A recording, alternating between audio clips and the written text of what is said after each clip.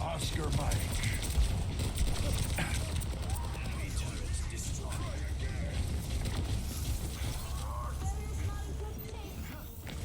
Feeling ground.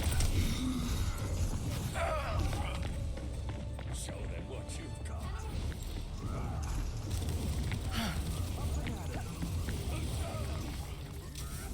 Enemy turret. I rubbed some dirt on it. Let's go.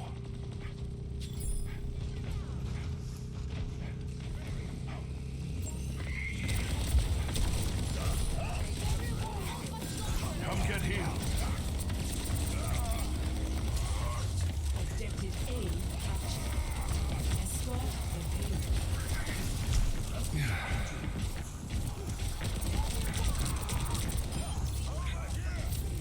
Enemy turret destroyed.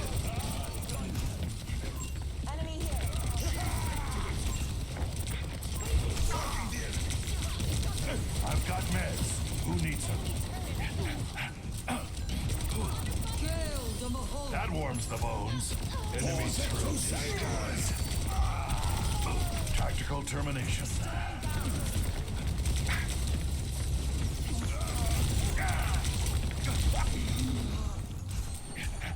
I'm with you.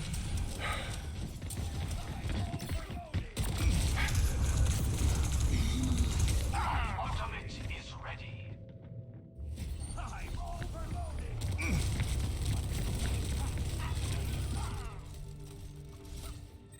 There we go. Let the facility guide you. I'm on the payload. I'm on fire. Come on, try me.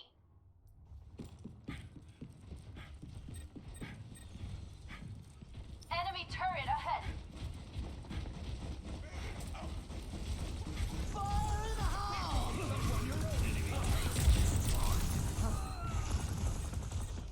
I'll find them. Got one here. Revolver near the payload.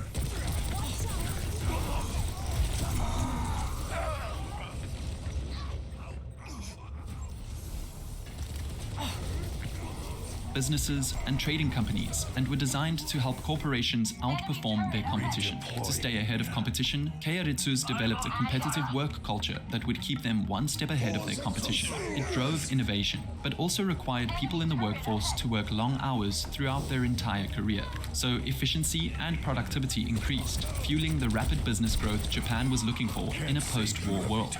Even though its imports grew on the front end, the drive toward more production led Japan's exports to explode not long after. Japan was flexible in what it exported, bending to what was most in demand at the time, whether that was metals, textiles, or something else. Because of this flexibility coupled with the efficiency of their labor force, Japan became a notable exporter and a player on the international economic stage in just a matter of decades. By the 1980s, Japan had the largest gross national product in the world.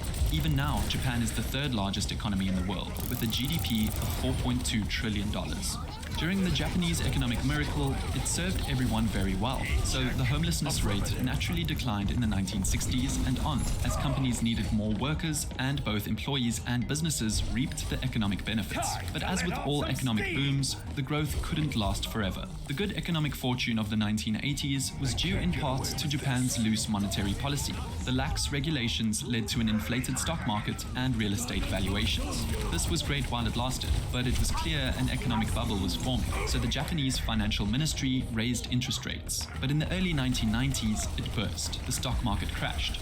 And this ushered in a debt crisis that would become known as the Lost Decade, a long 10 years of severe economic struggle and stagnation for Japan. The GDP plummeted. This inevitably led to higher unemployment rates, which inevitably led to high homeless rates. By 2003, there were about 25,000 homeless people on the streets of Japan.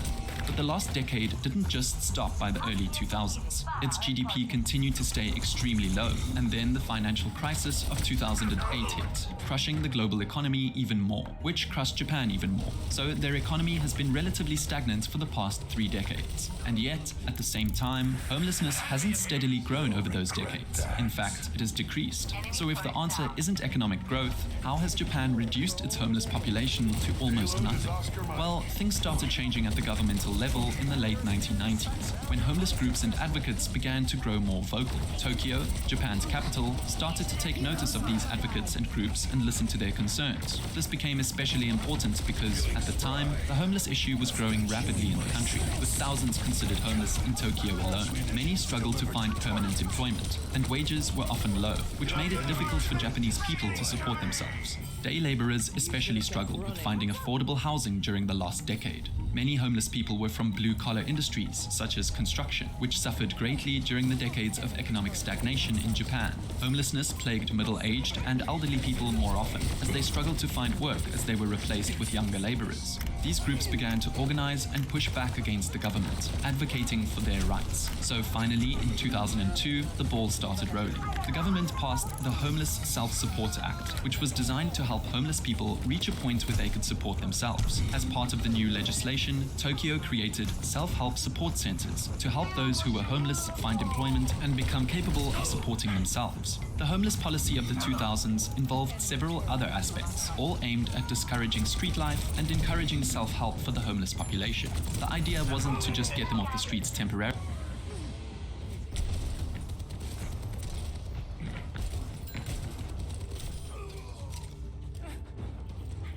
I rubbed some dirt on it. Let's go. Enemy turret ahead.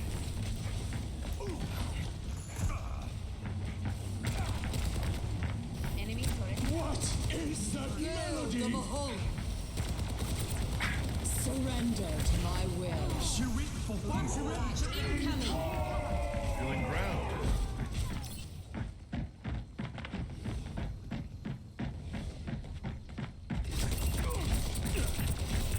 Patched up. 60 seconds remaining. Enemy turret sighted.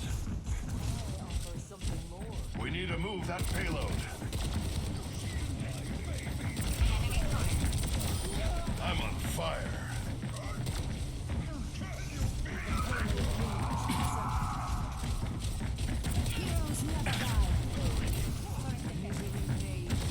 Powered up. Огонь по готовности. Enemy turret destroyed. Who needs healing?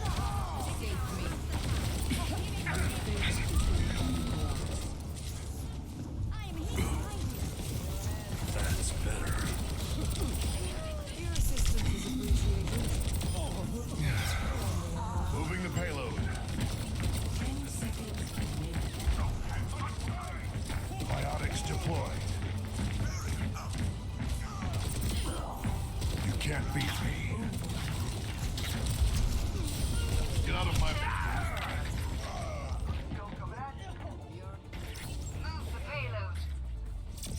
Early, the government wanted to get people off the streets permanently. The next big pillar of Tokyo's policy was to find accommodations for the homeless people who could no longer live on the streets since they were evicted from the sidewalks and public places. Tokyo offered both rehabilitation facilities and simple accommodation facilities for temporary housing for homeless people. From 2004 to 2007, it implemented a project that offered homeless people with housing for low rent that they could occupy for a certain period of time. Non-profits, often loosely backed by the government, also provided welfare facilities to help homeless people. So, from 1998 to 2010, the total number of housing facilities for homeless people in Tokyo increased by 6 times, while the capacity of these facilities as a whole grew by 2.5 times. Around the end of the 2000s, Tokyo implemented more new measures for their welfare system. A new support system known as self-help supporting housing was added to the mix, which was a sublease housing system that was supposed to act as another intermediate for people between homelessness and permanent housing.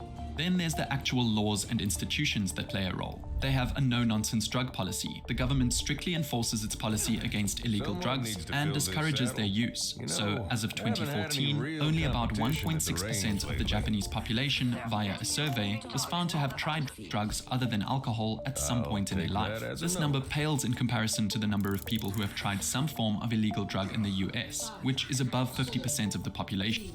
3, 2, 1. Attackers incoming. Defend objective A.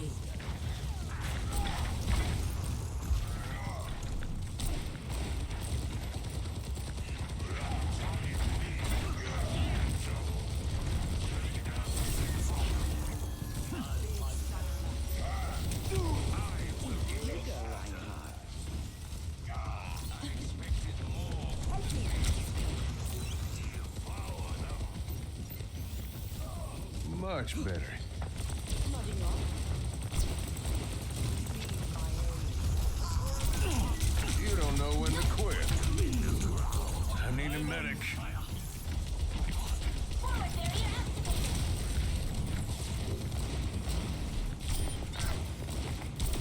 Scanning. You cannot escape me.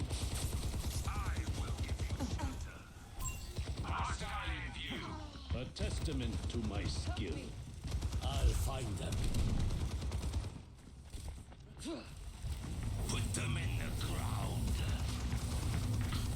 Pain is inevitable. ชีวิตปกป้องชีวิต Dragon consume you. Devour them. I will give you flanking Surrender to my will.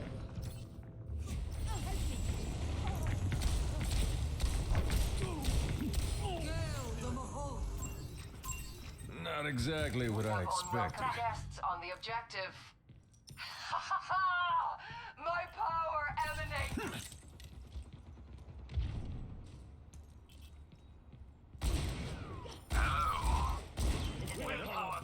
I greet you. Devour them. An Pain enemy is comes. inevitable.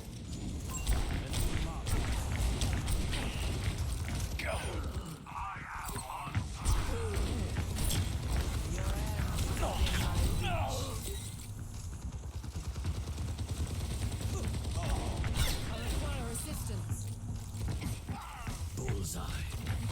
Cannot escape. Unassailable prowess. I've got you in my sights. With me. Another one falls. Scanning. Put them in the ground.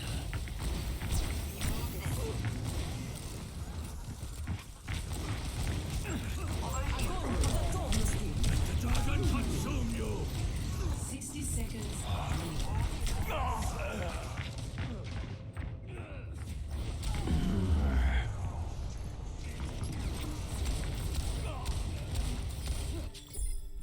Lucky shot. Patience. My ultimate is patience. Annihilation You will cannot come. escape me. My Objective ultimate is lost. not ready yet. Stop the payload.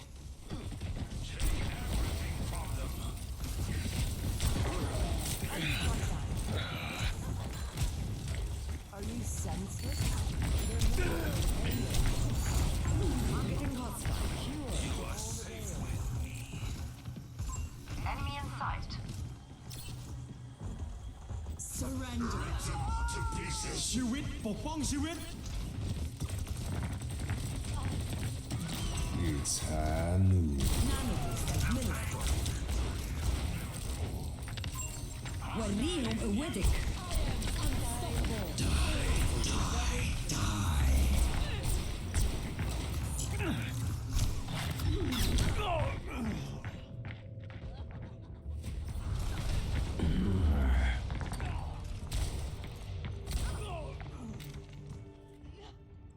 Come on, Cole. This illegal drug Try a use can little often harder. lead to addiction, a criminal record, or mental health issues that ends up making it way harder to function or get a job to re-enter society, creating one big cycle. This is especially the case in Japan. If you were accused once of even a tiny drug possession, your life would absolutely be over in Japan. Society never forgets what you did, and your crime record never leaves. So housing or job searching is almost impossible for the rest of your life. As for how Japan deals with mental health issues, it's a bit ironic, given their high unaliving rates and stigma of mental health. But they surprisingly deal with it well for the homeless population, kinda. Over 30% of all people who experience homelessness at some point around the globe have struggled with a mental illness. Unlike other countries that might just put an individual with a mental health issue in an ordinary homeless shelter or facility, Japan moves those struggling with mental illness to a mental health facility. They simply have more space available. In Japan, there's 269 beds in mental health facilities per 100,000 people. people, while the rest of the world has an average of 68. This is because, for better or worse, they've lagged behind everyone else in the deinstitutionalization trend, which is the process of replacing long-stay psychiatric hospitals with less isolated community mental health services for those diagnosed with mental health issues. So, Japan's practice of institutionalizing those exhibiting signs of mental illness has helped reduce its homeless population out in the streets, but it doesn't equate to the best mental health care.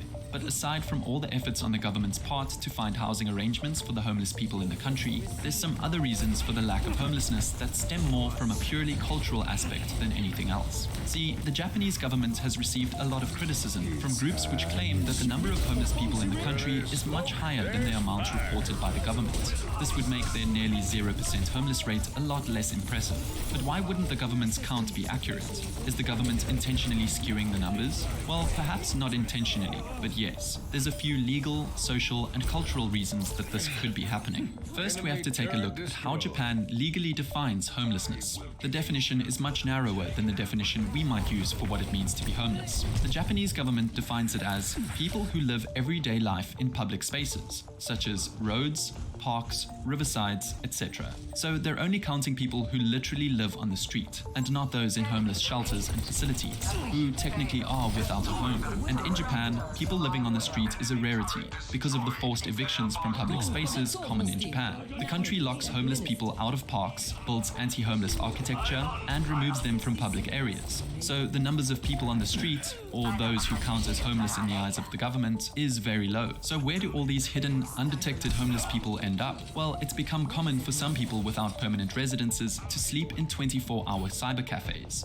If they have part-time, low-paying jobs, they can cover the nightly cost of staying there while also staying off the streets by sleeping in computer cubicles at these cafes. At these places, they can receive a small space to sleep as well as access to the internet. These people are called internet cafe refugees. It's such a big thing that many cyber cafes now essentially double up as a hospitality business by offering food, drinks, and a shower to people who come to pay and stay. Gradually, this trend has developed into a flourishing industry. Since 2020, it's been estimated that a minimum of 15,000 individuals reside in cyber cafes in Tokyo alone, which is 5 times the official number of homeless people in Japan. This choice of shelter is especially popular among the younger homeless population. For context, in the official governmental count, almost all of the homeless people counted were over the age of 50. So this doesn't mean that most homeless people are old, it just means that younger homeless people aren't as easy to distinguish as homeless. They often bounce around between internet cafes, friends' homes, and 24-hour fast food restaurants.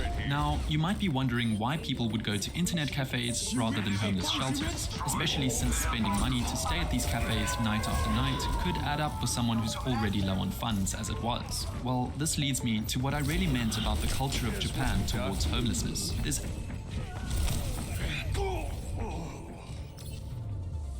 Team defeat.